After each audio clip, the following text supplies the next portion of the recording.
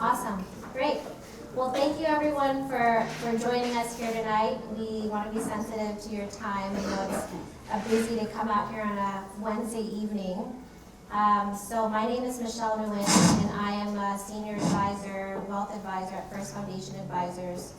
We're a publicly traded wealth management firm. And I'd like to introduce my fellow three panelists.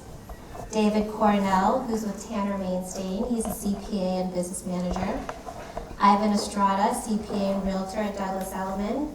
And we also want to thank Ivan for opening up his beautiful office to us. And then Brad Cohen, who's a partner at Mangels, and his focus is on business succession, tax, and estate planning. So we have a pretty packed schedule tonight. We've got 63 slides in 40 minutes. So without... Don't worry, we'll go by real quick. So we want to be sensitive to your time, and we want to make sure that we cover a lot of information without boring you to death with all of this content. So the basic premise of today's conversation is multi-generational wealth transfers from a financial planning perspective, tax perspective, real estate perspective, and then an estate planning perspective. So there's a lot of moving pieces. What I'll talk about is more on the investment side. I'll talk about the financial markets, a very brief overview of the economy and outlook for 2019, and then we'll segue into each speaker. I'm also going to be the moderator tonight, so unfortunately our moderator could not make it, so it'll be double duty, so just bear with me. I'll try to keep on pace. So the last thing I'd like to say is please hold your questions until the end. We'll be here at the very end to answer any questions that you have, unless you, some dire need, have to ask something right away. Slide.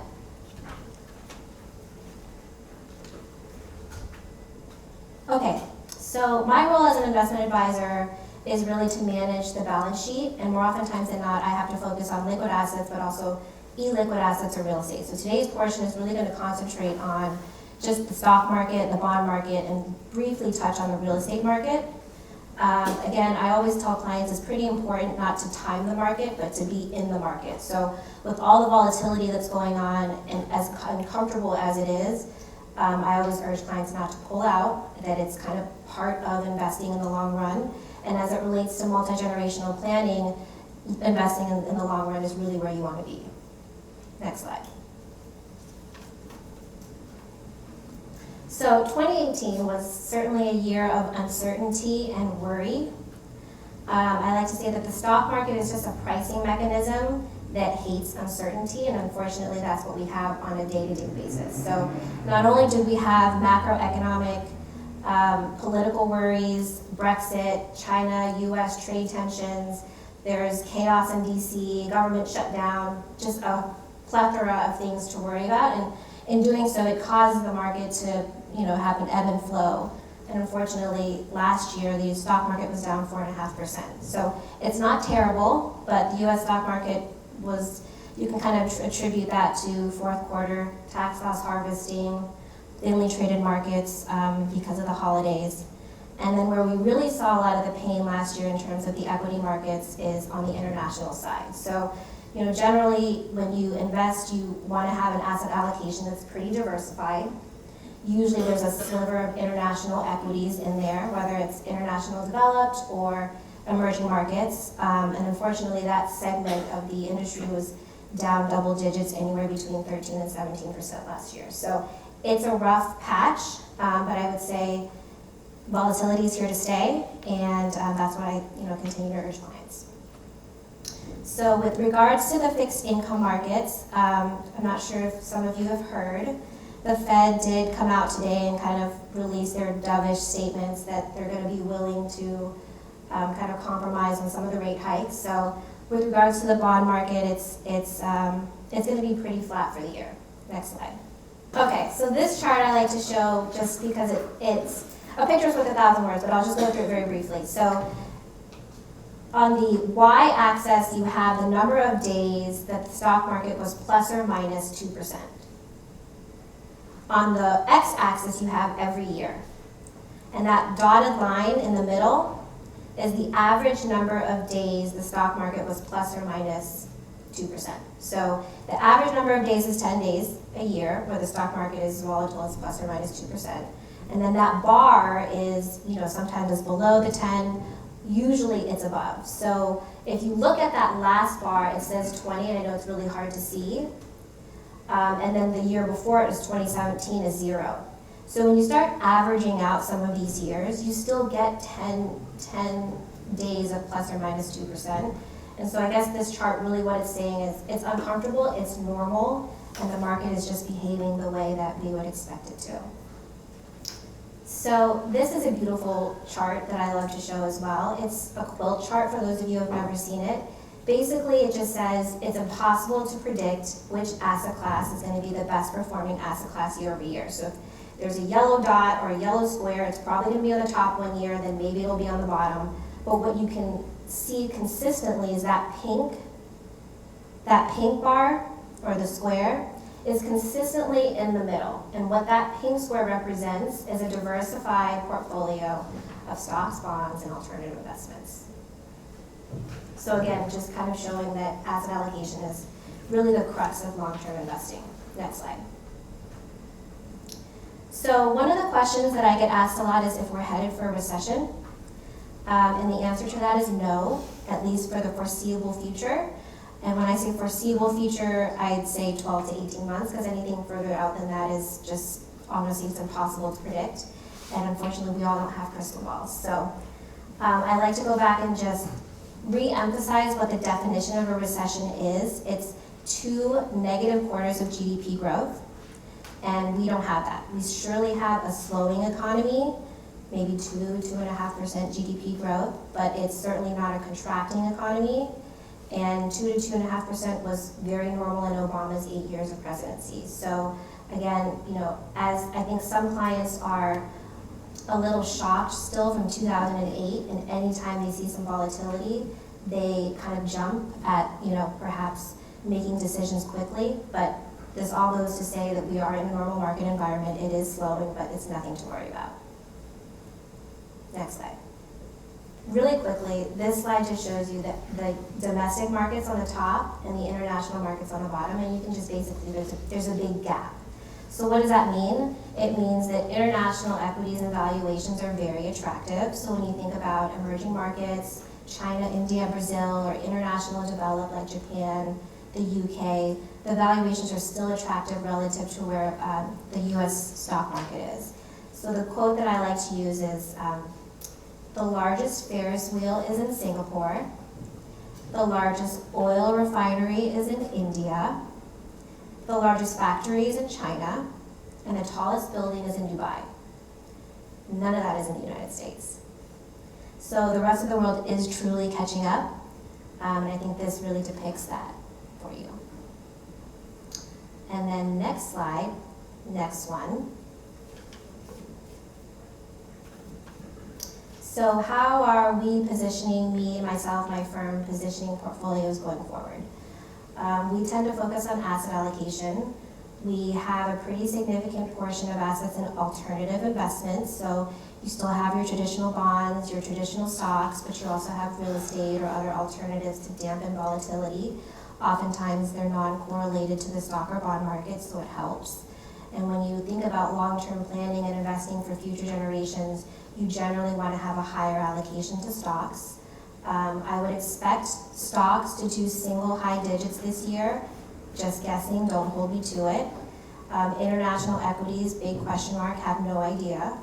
But with the bond markets, I'd say maybe flat. And so if you look at what my firm does, which is really nice, is they put out projections for certain portfolios. And if you look at a portfolio that's maybe 50% stock and 50% bond, our projection is it does about, what does that number say? 5.5% this year. And as you go up the risk spectrum and you add equities, maybe it's an all equity portfolio, we're looking at 7 to 8%. So thank you very much. Next slide. And I will now segue into our next speaker, David, who's going to talk on that. Great, thanks. We're going to talk about the most exciting thing probably on the agenda tonight, maybe except for Brad, taxes. So obviously taxes affect everybody here, so it's personal, but obviously a lot of clients and everything. Since we are here at Douglas Elliman, I figured we'd talk about real estate issues. So the change in the tax law, obviously, from last year was crazy comprehensive. Affects pretty much everybody that files a tax return, which is almost everybody. And it affects people in a lot of different ways. So a lot of times the questions that we get as accountants are, are my taxes going to go up, or which person wins and which person loses, and that's kind of exactly what it is in the new tax law. There's winners, there's losers. Each client's situation is highly specific. We'll talk a little bit about that later. So there's really no one-size-fits-all approach, but we'll try and touch on a couple things, and again, specifically related to real estate. So next slide, please. So there's a lot of changes. We'll talk about real estate. Generally, most of the changes were effective after 2017, so 2018 and onwards. So this is really the first tax return that a lot of people are going to start seeing those changes. Most of those changes expire after 2025. That's written into the law. Could change, could not, who knows. We're still waiting on a lot of guidance on many of these issues. So you might be asking your accountants, people like me and others that I see here in the room, and say, what should I do, or what's the answer? And we might tell you, I have no idea, because we haven't been given the right information yet. It is coming out.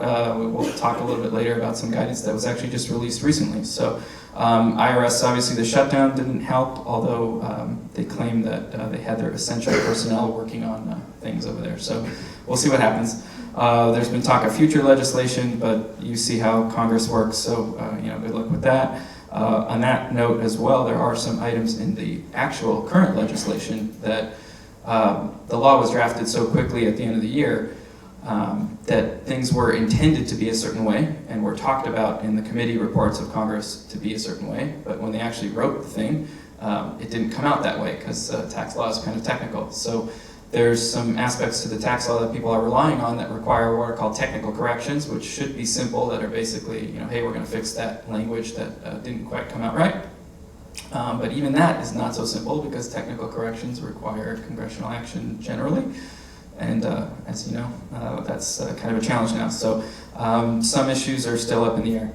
The other big point here is that California generally does not conform to any of the changes that the federal government made. So a lot of stuff we're going to talk about and a lot of stuff that affects people is really a federal issue only, and then you're going to have differences on your California state tax return, or other states for that matter. Obviously we're here in California, so we'll talk about that. So that's something important to keep in mind. All right, so let's hit the next slide. So then I'm not going to spend a lot of time on these because I think most people are familiar with it, but mortgage interest, you used to effectively be able to deduct debt on $1.1 million. So you had a debt of $1.1 million, you could deduct the interest. Now that's been lowered to $750,000, so that obviously lowers the, for high home prices here in California, that affects a lot of people, that the value of the deduction you're allowed to claim is lower. Although debts that are already in place are not affected, so grandfathered debts. You can still deduct second homes, but you can no longer deduct home equity interest. So you used to be able to deduct $100,000 as part of that $1.1 million that I mentioned. $100,000 of that was deductible as home equity interest, so that didn't necessarily have to be debt that you used to build your home or buy your home. You could have just taken it out on your home and spent it however you like. That's no longer deductible, so that's another important change. Next slide. The other big one that's been talked about and obviously really affects California is the state and local tax deduction. So in the past, you were able to deduct on your federal return your California state income taxes and your property taxes, which are both very high in California. Now that's been limited to a total of $10,000. Now that's obviously extremely low because most people's property taxes are 10 grand, and so you're not getting that deduction. The interesting point on this is that the impact might actually vary depending on the taxpayer and the client. Not without getting too technical, because this requires again some analysis on individual facts, but a lot of people effectively may not have been able to deduct, or may not even have been aware that they were not benefiting from the deduction that they were taking for their state income taxes or property taxes in years prior, even when it was deductible. And that was due to something called the alternative minimum tax, which is a little bit tricky, but it's kind of a second tax computation that basically limits certain deductions. So again, it's for sure going to hurt high income taxpayers that were not paying the alternative minimum tax, or AMT. Some different taxpayers will have different levels of hurt on that. There were attempts to try and circumvent this. The state had an interesting idea of making a charitable donation to the state and taking a deduction on your return. The bottom line is the IRS sort of killed all of those ideas, and those are pretty much over. There are exceptions, so if you have tax on an entity level, a business tax, or a property tax on like a rental property, something like that, those continue to be deductible. It's just the individual items that are no longer deductible. Next slide, please. All right, so what I really want to focus on, though, is what I think probably everyone's heard about, hopefully, and is this 20% pass-through deduction. And so what that means is part of the tax code. The corporate tax rates were lowered, so the rates for what we call a C corporation, sort of your traditional entity that's out there in the market. But there's a separate type of businesses that you can either elect to be treated as or form in a certain way, where you're what we call pass-through. Pass-through basically means, as the name sounds, is that the income from the business passes through to the individual owner or owners. And what they said is, well, let's give them a tax break too. And so there's a 20% potential deduction on that. So just for easy math, let's say you have $100 in a pass-through income, and it meets all the requirements, which we're going to touch on. You could potentially deduct $20 and only pay tax on $80. Another way of looking at it is effectively, if you're in the highest tax bracket, which is 37% now, that basically turns that income into a 29.6% tax rate. So it's real money, obviously, at higher income levels. So this is a huge issue out there. The first question is, they specifically denied this deduction to what they call specified service businesses. So I listed them here. People like me, lawyers, probably a lot of people in this room, they don't like us, and we can't, in many circumstances, get this deduction. We'll talk about that. It doesn't include any sort of investment income. It doesn't include certain types of compensation. It's really what we call truly pass-through income and business income. Next slide, please. So since we're talking about real estate, this is actually kind of fresh off the press. There's always been a question of, is rental real estate a trade or business? And the whole idea here is that this is a business deduction. So if you own real estate and you rent real estate, is that eligible for the 20% pass-through deduction? Because is it a business? So the IRS, and this is like a week and a half ago, basically released some guidance. It's what they call a safe harbor. It basically said, we don't want to get into fights with taxpayers. We're going to give you a way that if you meet these requirements, we're going to agree that you as a rental property can take this 20% deduction. They're listed here that basically you've got to keep separate books and records. There's a requirement which can be met, but you have to have separate enterprises, they're calling it, for commercial and rental real estate. You've got to spend a certain number of hours, 250 or more, performing certain rental real estate activities. So I've listed them here. Some activities are eligible, some are not, including making capital improvements or planning for capital improvements, financing, traveling to the property. So there's a good amount of hours that people spend on rental properties that they're not letting you use towards counting for this test. But you do get to include employees or contractors that do this work for you. So if you have property managers, people like that, you can count those hours. You cannot use this in any way on a personal residence or on a triple net lease. So if you've got a triple net lease, it's not eligible under this. And you've got to maintain detailed logs on this, which I don't think most clients will, but they say they will. And you actually have to certify, you have to sign a statement with the return that you've kept the logs and you've met all these requirements. So that's the interesting thing that came out there, is that this definitely opens up the possibility for a lot of people to get this deduction on rental real estate. But the good part is it's not if you fail this test, you're out. If you fail these tests, you're just not eligible for this particular safe harbor. It basically says now you've got to look to the traditional guidance which is out there related to, is rental real estate a business? And that gets into court cases, which we're not going to discuss today, but that's highly based on the facts. For a service business, if you're above a certain income level, next slide please, which is basically roughly 200,000. Married joint, it's about 400,000. If you're one of these service businesses, like many people in this room, we listed accountants, lawyers, etc. Once you reach that income threshold, you're completely not eligible for the deduction, so it's gone. Other businesses, if you're not among those lucky few that didn't get chosen, you basically, once you reach these income limits, you have to meet certain tests. So you have to have either a certain amount of wages that you pay in your business, or you have to have a certain amount of property that you have using in your business, and in order to get that deduction. So the big takeaway here is that every client's going to have a unique situation. You could have so many different permutations of this depending on if you're a service business, if you're not a service business, if you have income above the threshold, if you're below the threshold, if you have wages, how much property you have. There's so many different factors on this, and if you're not planning for it, you could easily miss out on these deductions. So for 2018, we were doing a lot of work at year-end trying to optimize situations for people to get this. So obviously, maybe that's too late for 2018, but for 2019, it's something really important to think about. So next slide, please. And I know we're kind of rushing through this, but I just want to give you a real primer, and I'm sure we can take questions and whatever afterwards. So next slide is basically a calculation, and we assume a single taxpayer. You've got a rental property. You've got what we call unadjusted basis of property. So that's one of the tests. Is $1.5 million. So you've got a building that's $1.5 million that you basically spent $1.5 million on it. 300,000 of that is allocated to land. You don't get credit for that in terms of this way that we compute this. We'll go over it. So let's say if the income there is 50,000 on this activity. Your taxable income is 280,000, so you're above the 200,000 limit as a single person. Your potential 20% deduction on 50,000 is $10,000, right? 20% of 50,000. Since you're above that limit, we then have to look to the two tests. The two tests are basically 50% of wages, so you don't have any wages, so that's 50% of wages is 0. Or 25% of your wages, which is also 0, plus 2.5% of your basis in property. So your basis in property is $1.5 million less 300,000 is $1.2 million. 2.5% of that is 30,000. So we basically, your maximum deduction is 10,000. You're not limited by that, the wage slash property situation, because that yields a $30,000 number. So you can claim your full 10,000 deduction.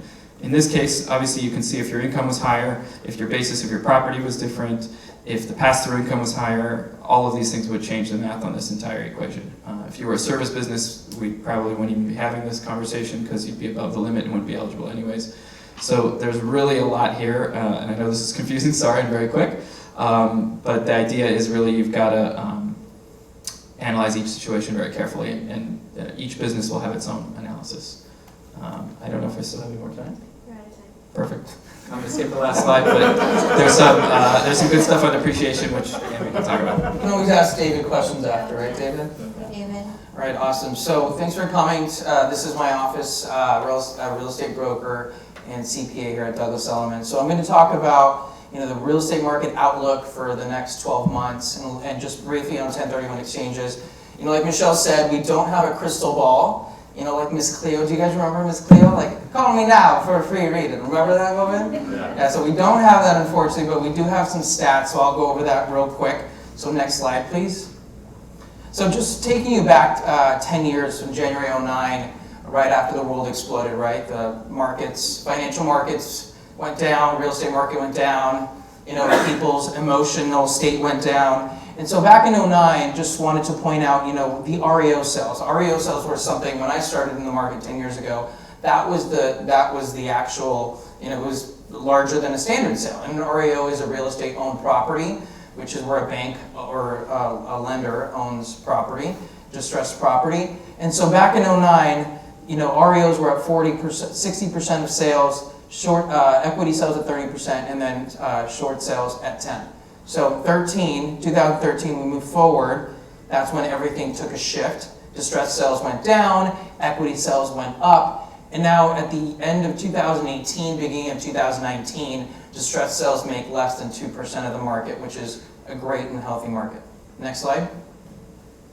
So price gains slowing across the state. I know our office has seen it, and also our team has seen it as well in the last 12 months. depending on what micro market you work for example, our side, the west side, is our primary market. Depending on the price point, depending on the area, depending on the neighborhood, obviously every information will be different, but for us, we have seen a little bit of a slowdown in the increase of prices. In some areas, it's actually gone down. We think I'll actually go to the next slide because it will go into a little bit of the polls. So California Consumer Poll for September of 2018. So 22% of people said it's a good time to buy. 78 said no. And 57% said it's a good time to sell. And again, this is all objective depending on who you're talking to. A lot of our market went from a want market to a need market. And what I define that as is the need market are the people that need to move. So the people that are relocating, dying, divorces, they're adding new members to their family, so they need more space. So those are the people that are still making up a huge part of our market, and a lot of first-time home buyers as well. But the market that wants to move is no longer making any changes at the time. Next slide. So when will the market conditions shift? So 2020, that's what people think it'll be. Like I said, I think we're already going through a correction now. And what a correction is, what we've been defining it as, is not a crash or a recession, but more of a healthy market of an increase of 2 to 3% in your real estate value, and not these crazy 8 to 10% that we were seeing in certain areas. So for us, that's what a healthy market is. So based on these polls, 2020 is when people think we're going to have a bit of a dip. Next slide. So 2019 sales forecast. So this is what the primary people say are that it's going to go down by slightly, 37%, not by value, but these are the people that were polled. 29% say that it will stay flat, and 27% it'll go up slightly. And the way that I view this is down slightly, 37%. For me, that's more of the higher end market. A lot of our sellers at the time had this number in mind, this superficial number that they wanted to get for their property, and now that the global market is kind of changing, politically we're changing, they're really going to have to really look at actual market conditions and comparables to use that so that we can assess the value of their home. What's going to stay flat? For us, it's been the $1 to $2 million price point right now. We haven't really seen any price increases in the last couple of months. And what's going to go slightly up? A lot of the emerging markets, like Eagle Rock, Highland Park, a lot of the areas are going through gentrification. I'm still seeing anything under $1 million. We're still seeing a lot of multiple offers and still price increases in those certain areas. Next slide. Okay, so this is the California housing market outlook. So it says here resale values will go down, median price points will go up, and the 30-year ARM is going to go up. But according to the Federal Reserve, they're not going to be putting interest rates, hopefully, in the next couple of months, so that'll be great. And then lastly, I'll go over 1031 exchanges fairly quickly. So next slide, please. So what is a 1031 exchange? Is when an investor sells a property and reinvests the proceeds into a new investment property of like-kind property. A lot of our clients do this. This is how they've been building their little fortune from buying a duplex to a fourplex to a commercial property. It's a great way to be able to reinvest those assets without paying capital gains. And you're actually going to be going into opportunity zones, which is great. And then the next slide, and my last slide. This is more of the process. So we do a lot of these, like I said. It's a 180-day process. So once you sell a property, you have 45 days to identify. Usually our clients identify 3 properties that they would like to reinvest their funds in, and then complete that process within that 180-day period, because if it's not done, then you pay capital gains tax, and your client will be very pissed off at you. And last slide, and that's it. So thank you guys for coming, and I will move it over to Brad. Actually, let's here. Is it working? Yeah. Oh, good. All right. All right. Hello. Hello. Thank you very much for coming tonight, and thank you, my other co-presenters, for your presentations. I've got a 2.5-hour presentation that I'm going to be doing in the next 15 minutes. So we're going to kind of go through it. So first slide. Okay.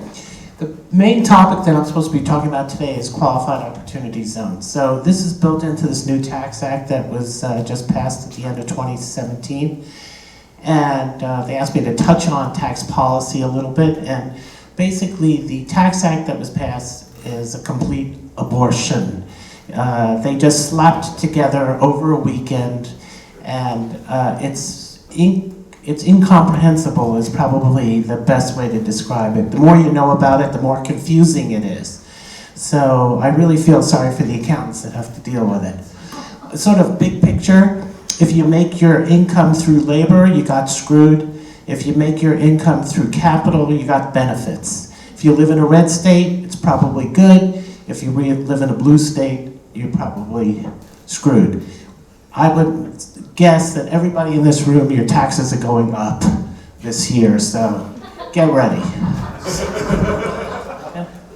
Okay, Qualified Opportunity Zone. Really, really good new program. The basic idea of the program is to have long-term investment inside of low-income communities. So, you know, what's wrong with that? It's terrific. When I was when I first started practicing, I said with the right tax policy, you could pave the streets of Harlem in gold. And that's basically what they're trying to do. They're trying to give big tax benefits to people who roll over their gains into this program for a long term into low-income communities and get massive tax benefits for doing it. But what's the problem? The problem is the people who live in those communities can't participate in this. So these neighborhoods are going to be redeveloped, but people who live there are going to be forced out, and there's no benefits that accrue to them. They deliberately cut out any requirement that these developers have to hire locals in order to have this thing qualified. So that's your tax policy. Let's go through some of the rules. First of all, people think that it only applies to real estate. It does not. So I'll give you an example. You own Apple stock. You paid $100 for it. You sell it for $1,000. $900 gain. You sell that stock. If you roll over that $900 into this program, you don't have to pay tax on that gain. There's no cap. So if you got $1 billion, you can roll over $1 billion of gain into this program. And the tax doesn't happen until much, much later. And we're going to talk about it in a second. What are some of it? It's a long-term investment that has to be made. You have to roll over capital gains, long-term or short-term, so it can't be ordinary income. It has to be an equity investment. California, like David said, does not conform to this. And next slide, please. Okay, so you can invest in a partnership, a corporation, or so your investment can be either in any of those vehicles. You can't do it individually. You can't do it through a disregarded LLC, single member LLC. And it has to be equity investment, and you have to operate a business or real estate in the zone. And we'll talk about what that means in a second. It has to be located in one of those zones. And you have to roll over those gains. And there's time periods in order to take advantage of this. You don't have to do anything in advance. So client calls you up, calls me up and says, hey, I just sold my business. What can you do for me? This program may still be available for them. Taxpayer must have to elect to exclude the gross income from the sale of that Apple stock that we talked about. And they have to invest generally within 180 days. Okay, so what happens is it's not an exclusion. You're pushing the tax forward it's like you sell today, but you don't have to pay the tax until December 31st, 2026. So it's basically a 7-year deferral. If you enter the program this year, it's a 6-year deferral if you enter next year. This program shuts down, meaning you have to enter it by December 31st, 2026. And then you have to be in the program for 10 years. Let me tell you, next slide, please. Next slide. Okay, so basically there's 3 things going on. One is you get this deferral that I talked about. Second thing is that part of the gain that you were going to recognize goes away. So in addition to pushing it way down into the future, If you enter the program in 2019, you get a 15% exclusion, which means you only have to pay tax on 85% of that gain way in the future. So that's big, that's really great. Third thing is, if you invest in one of these deals and you stay in the zone, either this deal or another deal, you can roll in and out of deals as long as you're in the zone or a zone. And if you're in the program for 10 years, none of the gains in that investment are ever taxed, or at least all gains that are accrued until December 31st, 2047 are completely tax-free. Let's next slide. There are two, I'm going to kind of really go through this pretty quickly. Basically, it has to be domestic, generally domestic partnership or corporation, or you could do a direct investment. And 90% of the gross assets have to be in qualified opportunity zone property. Next slide. So you can, next slide. So what is the zone? They're basically low-income communities. And each governor of each state, and plus the mayor of Washington, D.C., were able to pick 25% of their low-income communities. And they didn't have to be the lowest of the community. They could pick whatever they wanted to be part of this program. And now, so there's a total of 8,761 zones, and they're all over the place, including the entire island of Puerto Rico. So you could go find places that are not so bad, but up-and-coming neighborhoods, and it qualifies, and you invest in these things, whether it's a business or a piece of real estate, all of the gains from that investment are never taxed. That's the third piece of that puzzle. First is the deferral, second piece is the possible exclusion, and then the third piece is that none of the gains are taxed if you're in for at least 10 years. It's supposed to be long-term. If I have materials there, feel free to take them. But this link is a link will tell you whether and what zones, where the zones are. They're like zip codes. There are census tracts. There's 8,761 of them. Next slide. Okay, so 90% of the gross assets have to be qualified opportunity zone property.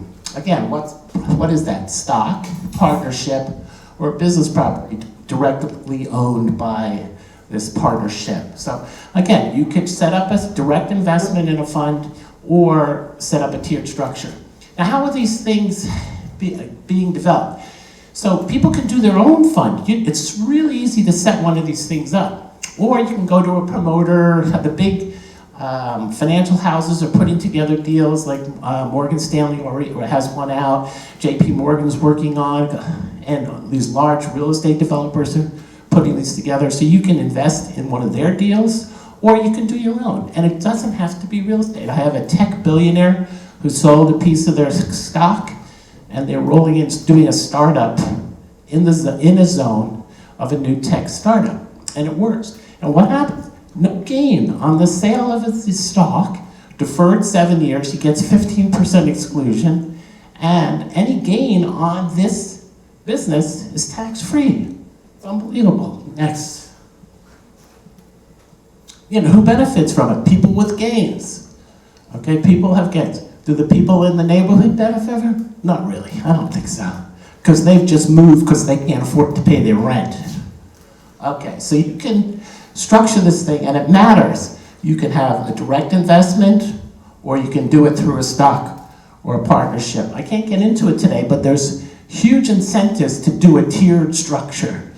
And it's probably a quirk in the law. They probably didn't think about it. They went in and wrote this thing up. It's really complicated. They wrote it up over the weekend, and they created all these benefits that make no sense whatsoever. But if you do these things through a tiered structure, you end up getting a much better result. Keep going. Here are some of the rules for the stock. It's pretty original issue, domestic, acquired after December 31st, 2017 for cash. And at the time of the issuance, again, there's another definition where you need 70% and we'll go through an example in a second. Next slide. Again, this is basically the same thing. Partnership interests. There's all kinds of nuances and inconsistencies if it's stock versus partnership. Why did they do that? It was just poor drafting. I don't think it makes any sense whatsoever. Next slide. Okay, any business at all, except for a couple. Okay, what are they? Golf course, country club, massage parlor, hot tub, suntan, racetrack, gambling, liquor store. Okay, so how'd they come up with that? Cannabis is not on the list. Okay, prostitution isn't on the list. So if you got a massage parlor, make sure that it's prostitution and not really massage, and it could qualify.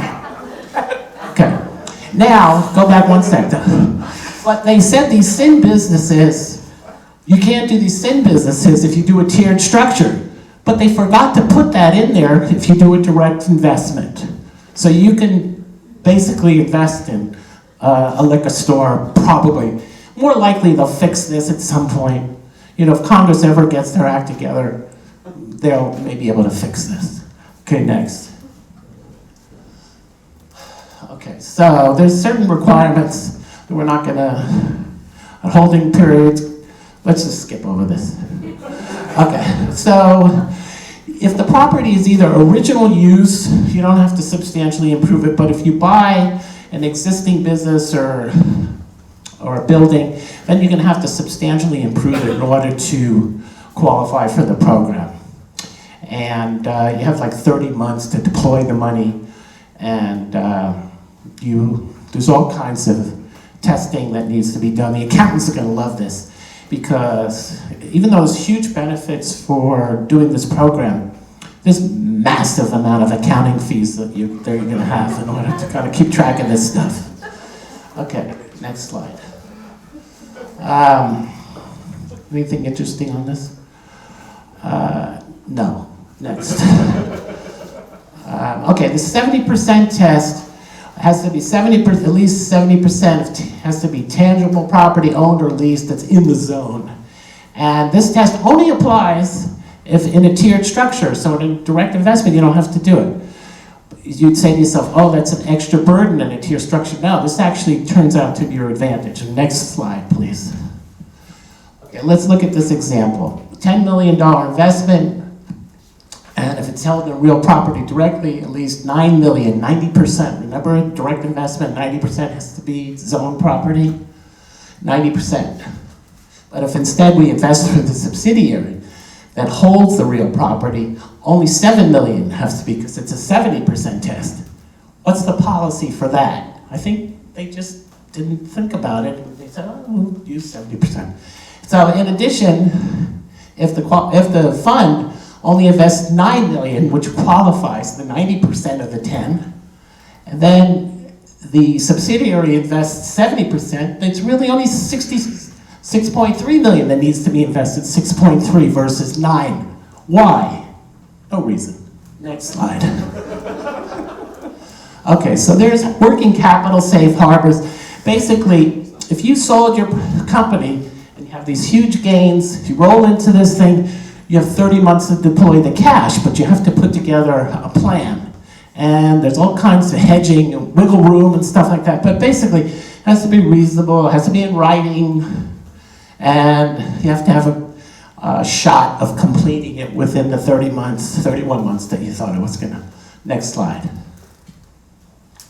Next slide.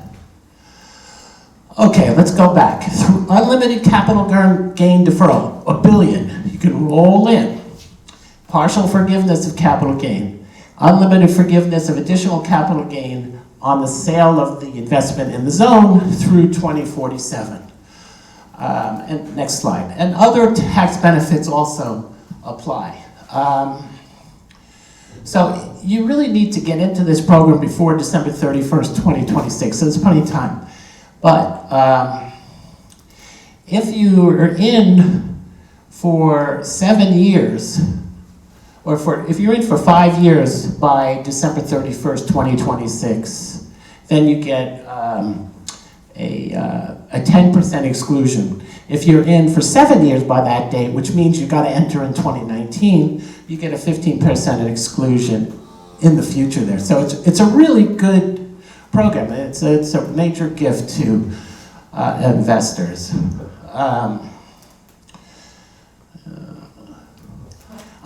Next slide. Okay, so what's the downside? What's the bummer here? And that is December 31st, 2026, you're invested in this transaction, but yet there's a tax due, and you gotta make sure that you have some cash to pay those taxes. A new business that's gonna be developed by a lot of the big houses and the banks is to loan money to people, secure it against these investments so they can have the money to pay their taxes. Hello? Okay, there we go. Next slide. So, here's hello? Okay, so here's an example of how it works. I've got materials over there. I really urge you to take them so you can really understand, go through some of these examples. But this is what happens if you hold it for 5 years. You have to make your sale takes place, and within 180 days you make your investment. Hold it for 5 years, you get your 10%. Hold it for 7 years before December 31st, 2026. You get that additional 5% exclusion. So up to 85%, not 100%, is taxed way in the future. And then what happens down here, when you roll that into the fund, all of the gains that accrue at the fund level are completely tax-free. Next slide. And again, take the materials so you can take a look at these examples. It shows you exactly how it works. Okay, next slide. Okay, these are for long-term investments. So you're supposed to be in this program for 10 years, but let's say your investment's a dud, you don't like it, or you don't like to promote it. There's no definitions, but within a reasonable time, you could sell your investment in the fund and roll it into another qualified investment in any zone, anywhere. So if you don't like the one in East LA, you can do the one in Puerto Rico. They don't tell you what the reasonable time is, but maybe they'll clarify that at some point. So you're not stuck with a dud for 10 years.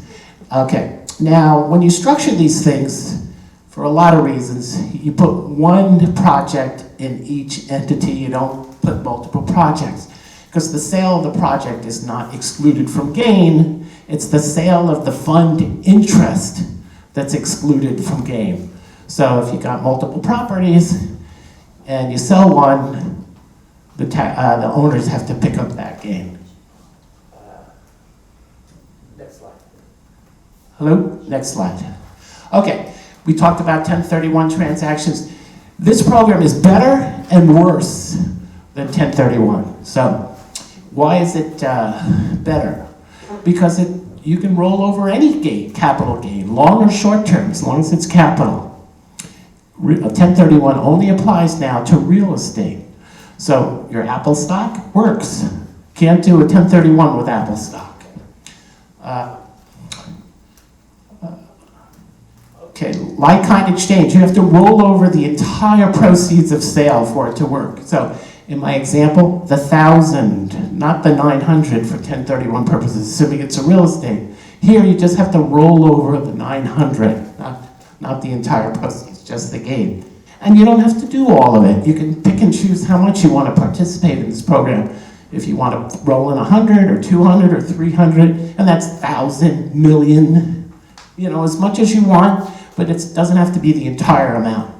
And the amount that you roll in, you qualify for. The amount that you don't roll in, you pay tax on. Oh, and the income tax can be deferred indefinitely in a 1031 transaction as long as you keep staying in the program. Here, there's that tax in December 31st, 2026. Maybe it's 85%, but it's still.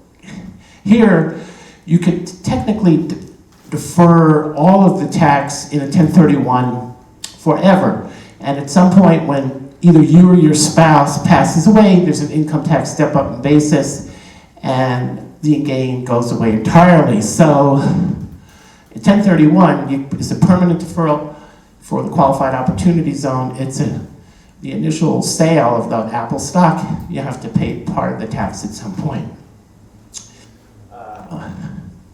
Next slide. Okay, and there, on this slide, it talks about some of the differences and of the 1031 and the Opportunity Zone. And, again, there's a lot of detail here. It's a 2.5-hour presentation that we just did. Next slide. Where's a 10-hour presentation? So, some of the things, what's going on in the estate tax world? We have $22 million personal exemptions now for married couples. So if you've got under $22 million in your 90s, don't worry about it. You're not going to have to pay tax, probably. But in a few years, the estate tax exemption goes down to approximately $12 billion if Congress does nothing, and that's what they're best at, doing nothing. So if you're younger, I think you'd be looking at the $12 million number is more likely of where the estate tax might hit. But of course, like the Republicans, fiscally responsible Republicans, they issued today a new tax plan proposal to eliminate the death taxes. So who knows? We'll see what happens. More likely than not, the government's going to run out of money and they're going to have to raise taxes. Even though everybody here is paying more, a lot of the big corporations are not paying, and a lot of people who earn their living through capital have had massive tax reductions, and they're going to have to make up that money somehow. So I'm not sure they're going to be able to pass the repeal of the death tax. Not so much that it costs the Treasury so much money, but politically I think it's going to be difficult to do it. Dynasty trusts, basically you can set money into some of these trusts so it's never taxed. It can go down from generation to generation to generation. So if estate tax is an issue for you and your family or clients, then you can set it up and pass, I'd say just $150 million basically through this program, and be able to never pay a dime of estate and gift tax. There's all kinds of trust mechanisms that are available to get assets out of your estate for estate tax purposes. Everybody thinks you can only give away 10, 12, $22 million. But the truth is, you can probably give away 5 to 10 times that amount of money and not have to pay any estate tax through proper structuring. And you can get out of California too. You can set up a non-grantor, non-California trust and drop the assets in there before the sale of the company. When this company sells, if it's a non-California, non-grantor trust, California doesn't get any income tax on that sale. So we have a lot of clients that are doing that kind of planning. And it's completely disclosed, and California will know about it, but they can't tax it. There's other ways. If you have a C corporation, and you can sell the stock of the C corporation, there's all kinds of planning where you don't have to pay the income tax on the sale of that C corporation. Happy to talk afterwards. That's section 1202. And when they talk about small business C corp stock, they're talking about small is really big. So it's not for Apple or Google, but if you got where the basis of the assets at the time of the issuance of the shares was $50 million or less, you might qualify for this, even though the business has expanded substantially. That's their definition of small. And combining qualified opportunity zone, I can't tell you the reason why now. If you want later, you come up to me and I'll get into it. But if you combine the use of these grantor trusts with the qualified opportunity zone, it's a complete home run. It's unbelievable. And I don't think they're going to fix that. I think it's just the way it is. Finally, they asked me about privacy trusts.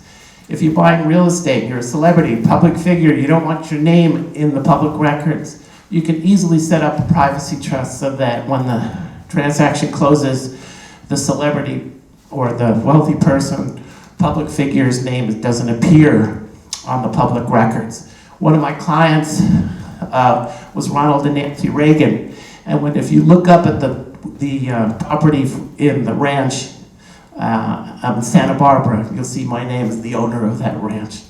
Okay, but trust me, I very rarely got an invitation to go there. However, as far as the outside world was concerned, I was the owner. Anyway, next slide. Questions? I'm done. Someone get him some water. Someone get you some water.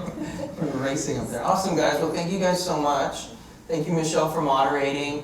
There's still some food left over, some wine, so keep networking, and thanks again for coming, everybody. Yeah, and I'm happy to answer any questions David is to all of us. So come on up and ask away. Thank you. Sorry it went so fast.